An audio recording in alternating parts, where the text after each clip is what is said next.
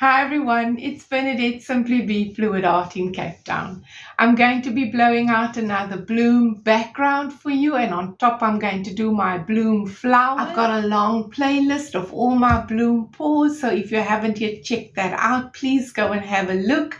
I'm going to put it up at the top for you now. Click on the link and you'll be taken to my playlist.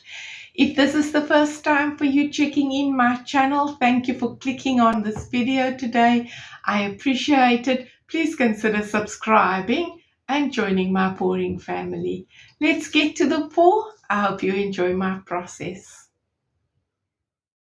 So I always start my bloom blowouts with laying down the pillow paint. I'm using a white house pillow. And I have popped the air bubbles with a blowtorch, and now I'm doing the 3 puddles for this blowout. So this is the background that I start with, and then on top of the background I blow out the bloom flowers. So my colors that I'm using is an oyster gray. I'm also using a sky blue, and I use about a teaspoon of those bloom colors. Metallic golds goes on top of the blue now, and then I'm going to do a little bit of a lime green. On top of the lime green I will add the pearl white and then the cell activator. So I'm using local brands of acrylic paint. I use very different brands in my pours. I don't stick to one brand. I merely, check for the colors, and if I love the color, that's what I'm going to mix up with the bloom pouring medium.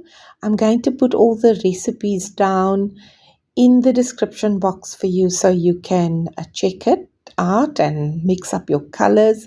But I'm also going to put the link to my mixing video at the top so that you can go and have a look at that as well.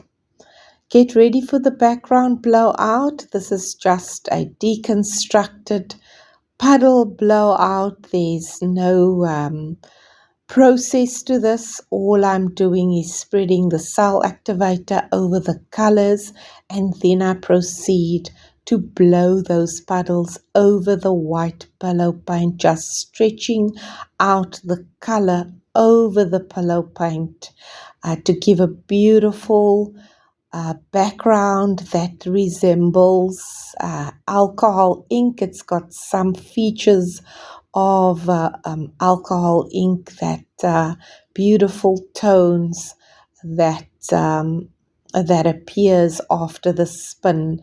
Once I blow out the puddles, I'm going to spin the canvas just to spread that paint out, that it wraps around all 4 sides of the canvas, revealing a beautiful soft background design that's just perfect for the bloom flowers.